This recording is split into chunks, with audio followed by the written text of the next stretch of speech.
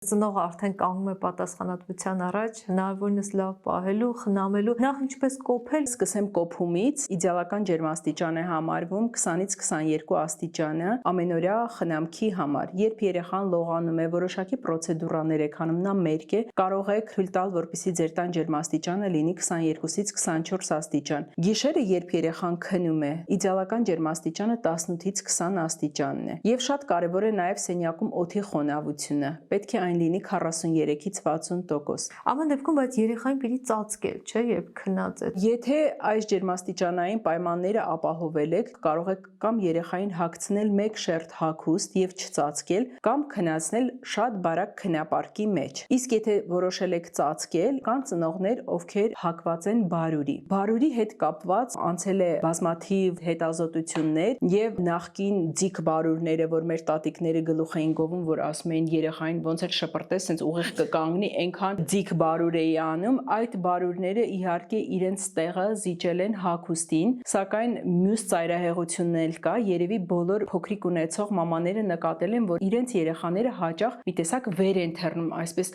կողք տարածելով, թափահարելով իրենց թաթիկները։ Դա մոռոյի ռեֆլեքսն է, որը նորմալ է եւ բոլոր բալիկների մոտ այն կա, իսկ մոռոյի ռեֆլեքսը շատ հաճախ խանգարում է երեխայի նորմալ քնին։ Այդ իսկ պատճառով այն երեխաները, ովքեր ունեն արտահայտված բարձր մոռոյի ռեֆլեքս, խորհուրդ է տրվում վերին հատվածները թեթև բարուրել, կոնքազդրային հոդը զատած վիճակում թողնել, որպեսզի երեխան կարողանա հանգիստ շարժել իր ոտիկները։ Այո, շատ թույլ բարուր։